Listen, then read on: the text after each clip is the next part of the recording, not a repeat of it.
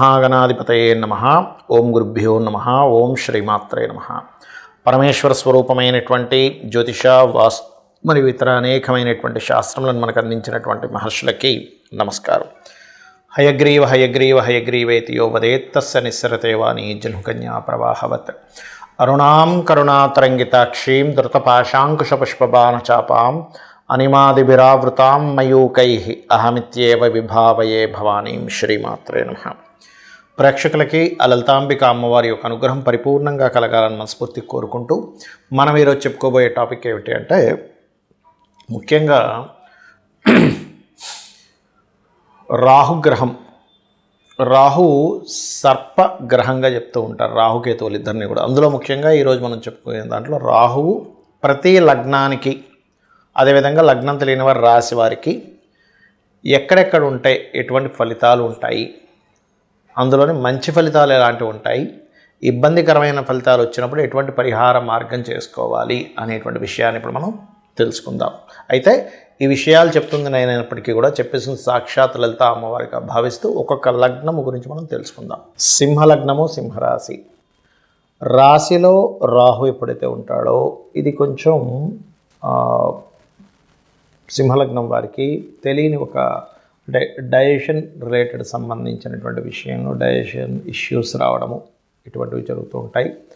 ఇక రెండవ స్థానంలో కేతు ఉన్నప్పుడు పర్టికులర్గా ఇక్కడ గమనించుకున్నట్లయితే, అంటే రాహుకేతువుల్లో ముఖ్యంగా రాహు గురించి మాట్లాడుకుంటున్నాం కాబట్టి ఇప్పుడు ప్రజెంట్ కేతు ఉన్నాడు సింహం వారికి.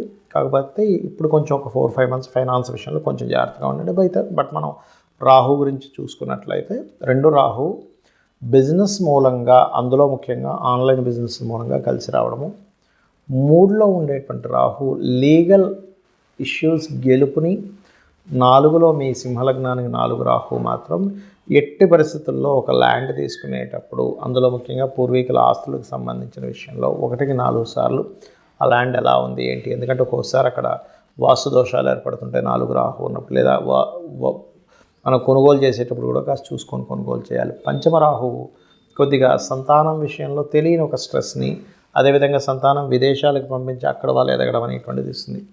6వ స్థాన రాహువు మాత్రం మీ యొక్క కెరియర్ సంబంధించిన విషయంలో, 6వ అధిపతి బాగుంటే పర్లేదు, కానీ లేనట్లయితే ఏమవుతుందంటే కెరీర్ విషయంలో దగ్గర దాకా ఒక స్టేజ్ వరకు వెళ్ళడం, మళ్ళీ వెనక్కి రావడాలు జరుగుతూ ఉంటాయి. అలాంటప్పుడు పర్టికులర్గా మీరు ఓం అనాకలిత సాదృశ్య చుబుక శ్రీ విరాజితాయ నమః లేదా ఓం దుర్గాయ నమః చేసుకుంటే బాగుంటుంది. అంటే డైలీ లైఫ్ సంబంధించిన విషయంలో ఎప్పుడు ఏదో పని చేసుకుంటూ ఉండడం ఇట్లాంటి ఫలితాలు ఇస్తూ ఉంటుంది సింహలగ్నానికి. అదేవిధంగా 7వ రాహు పర్టికులర్గా ఇక్కడ వివాహ సంబంధించిన విషయాల్లో కొంచెం అంటే గ్రాండ్గా చేసుకోవాలి, లేనట్లయితే సమ్ బిజినెస్ రిలేటెడ్ వాళ్ళతో వివాహం చేసుకోవాలి, విదేశాలతో వివాహం చేసుకోవాలనే సంకల్పం నెరవేరుతుంది. 8వ రాహు పర్టికులర్గా సింహలగ్నం వారికి కనుక చూసుకున్నట్లయితే ఇక్కడ కాస్త ఈ నీటి ప్రదేశాలు వెళ్ళినప్పుడు కాస్త జాగ్రత్తగా ఉండాలి. భాగ్యంలో రాహు తండ్రి కొడుకుల మధ్యని కొంచెం మిస్అండర్స్టాండింగ్స్ని ఇస్తూ ఉంటుంది. కాకపోతే ఇక్కడ లగ్నాధిపతి రవి గనక తండ్రికి కారకుడు బాగుంటే మళ్ళీ కొంచెం తగ్గుతుంది. దశమంలో ఉండేటువంటి రాహు మాత్రం బ్యాంకింగ్ సెక్టార్స్, ఫైనాన్స్ రంగాలు, బ్యూటీ రిలేటెడ్ ఎనీథింగ్, అందానికి సంబంధించిన, కళలకు సంబంధించిన వాటిల్లో వృత్తులు అందులో బాగా ఎదుగుతారు. లాభంలో ఉండేటువంటి రాహు బిజినెస్ లైన్స్లో అద్భుతమైనటువంటి స్టేజ్కి వెళ్ళడం జరుగుతుంది. కాకపోతే నిర్ణయాలు తీసుకునేప్పుడు కొంచెం జాగ్రత్తగా నిర్ణయాలు తీసుకోవాలి. 12లో కనుక మీకు రాహు ఉన్నట్లయితే పర్టికులర్గా తండ్రి ఆస్తికి సంబంధించిన విషయంలో మీకు మోసం జరుగుతుంది. ఇక ఇవేవి ఇబ్బంది పడకుండా ఉండాలంటే రాహుగ్రహం దగ్గర దీపారాధన, దుర్గారాధన చేయండి. మరియు మీరు చేయవలసినటువంటి నిత్య దేవత ఆరాధన, దత్తాత్రేయుడిని ఆరాధించండి, అనే విధాలు బాగుంటుంది. ఇక్కడ రాహువు కేతువు ఛాయాగ్రహాలుగా చెప్పబడింది శాస్త్రంలో. అయితే ఈ ఛాయాగ్రహాలు ముఖ్యంగా జన్మజాతకంలో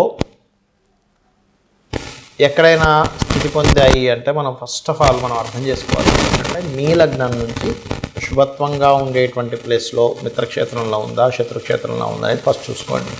అంతేగాని రాహు ఎక్కడుంటే అక్కడ ఖచ్చితంగా పాప ఫలితాలు ఇవ్వాలని రూల్ లేదు, కేతు ఎక్కడుంటే అక్కడ పాప ఫలితాలు ఇవ్వాలని రూల్ లేదు. ఇందులో మరొక విషయం ఏంటంటే, చాలామందికి కాలసర్ప దోషం అన్నది ఎక్కువగా చూసుకుంటూ ఉంటారు. ఒకటే గుర్తుపెట్టుకోండి, కాలసర్ప దోషం అనేటువంటిది కాలానికి సంబంధించింది. అంటే ఈ దేశంలో ఈ ప్రాంతంలో ఇలాంటివి జరుగుతాయని చెప్పడానికి మాత్రం దేశకాల సంబంధించిన వాటిని ఆ దేశానికి ఏ లగ్నం అవుతుంది, ఏ రాశి అవుతుందో చూసుకొని ఈ దేశంలో ఇక్కడ సునామీలు వస్తాయనో, లేకపోతే భూకంపాలు వస్తాయనో, కరువు కాటకాలు ఉంటాయనో, గొడవలు జరుగుతాయనో ఇట్లాంటివి చెప్పడానికి చెప్పారు. కానీ జన్మజాతకానికి కాలసర్ప దోషం అప్లై చేయమని ఎక్కడ చెప్పలేదు. సర్పదోషాన్ని మాత్రం అప్లై చేయమని చెప్పారు. అది పర్టికులర్గా మీకు మేష, వృశ్చిక, అదేవిధంగా కర్కాటక, సింహ ఈ రాసుల్లో ఉన్నప్పుడు ఎక్కువగా సర్పదోషం ఎక్కువగా పనిచేస్తూ ఉంటుంది. అది ముఖ్యంగా గుర్తుపెట్టుకోండి. ఎవరికైనా సర్పదోషం ఉంది, ఇప్పుడు మనం ఇప్పటివరకు కొన్ని లగ్నాల గురించి చెప్పుకుంటూ వచ్చాం. ఈ లగ్నం వాళ్ళకైతే ఇది ఈ ప్లేస్లో ఉంటే ఇది అని. కానీ లగ్నము, నక్షత్రము, రాశి ఏమీ తెలియదు. అప్పుడు ఏం చేయాలి అంటే సింపుల్గా మీకు సర్పదోషం ఉంది లేదు అనేటువంటిది సిమ్టమ్స్ ఏమిటి అంటే, ఒకటి విపరీతమైన కోపం వస్తూ ఉంటుంది. చిన్న చిన్న విషయాలకు కోపం రావడం జరుగుతూ ఉంటుంది. సంథింగ్ నెగటివ్ ఎనర్జీ తొందరగా మీకు అట్రాక్ట్ అవుతూ ఉంటుంది సర్పదోషం ఉన్నప్పుడు. అదేవిధంగా స్త్రీలకైతే మిస్క్యారేజ్ అవ్వడము, విదేశాలకి వెళ్ళాలి అనేటువంటి ఒక సంకల్పం తీసుకొని అక్కడికి వెళ్ళిన తర్వాత అక్కడ ఇబ్బంది పడడము, లేనట్లయితే ఇక్కడి నుంచి వెళ్ళేటువంటి ప్రయత్నం చాలా మట్టుకు మీరు ఎన్నిసార్లు ప్రయత్నం చేస్తున్నా ఫెయిల్ అవుతూ ఉండడము. అదేవిధంగా అదే సర్పదోషం కనుక కొన్ని అంటే మీకు మనం ఇప్పుడు జాతక చక్రం లేదని మాట్లాడుకుంటున్నాం కాబట్టి సప్తమ స్థానం మీద పడితే కనుక ఒక్కొక్కసారి వారికి వివాహ జీవితంలోనే ఇబ్బందులు కలగడం లాంటివి జరుగుతూ ఉంటాయి. కాబట్టి మీరు దీనికి ఏం చేయాలంటే చాలా సింపుల్గా ఎవరికైనా సరే జాతకం తెలిసినా తెలియకపోయినా సర్పదోషం ఉందంటే దాని నివారణ మార్గం ఒకటి కాళహస్తికి వెళ్ళడం. ఆ ఈశ్వరానుగ్రహం రాహుకేతువులు పూజతో పాటు ముఖ్యంగా అక్కడ ఈశ్వరానుగ్రహం కలగడం వల్ల కాళహస్తికి వెళ్ళిన వాళ్ళకి శుభం కలుగుతుంది, గుర్తుపెట్టుకోండి.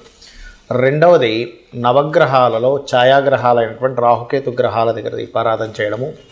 మీకు దగ్గరలో రావి చెట్టు ఉన్నట్లయితే రావి చెట్టు కిందని మనకి సర్ప ప్రతిష్ఠ చేసి ఉంటాయి కొన్ని, అక్కడికి వెళ్ళి చక్కగా ఒక చెంబు నీళ్ళలో పసుపు, కుంకుమ, గంధం వేసి కలిపి వాటి చుట్టూ ప్రదక్షిణాలు 3 కావచ్చు, లేనట్లయితే 11 కావచ్చు, 21 కావచ్చు, 41 కావచ్చు ప్రదక్షిణాలు చేసి వాటి మీద ఆ సర్పముల మీద వేయడము.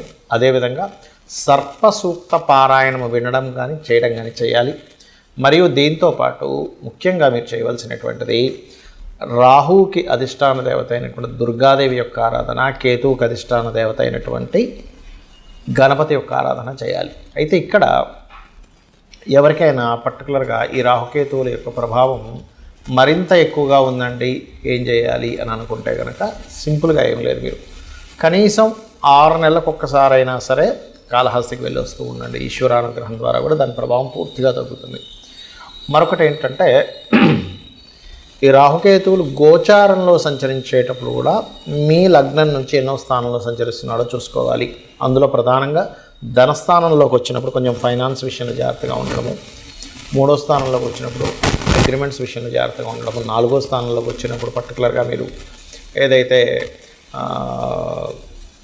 ప్రాపర్టీస్ కొనుగోలు చేసేటువంటి విషయాల్లోని ఇట్లాగా ఒక్కొక్క స్థానాన్ని బట్టి ఆ పర్టికులర్ ఇయర్లో, ఎందుకంటే 1.5 ఇయర్ ఉంటాడు కాబట్టి ఆ పర్టికులర్ ఇయర్లో గోచారంలో వచ్చేటువంటి రాహుకేతువుల యొక్క ప్రభావాన్ని చూసుకోవాలి.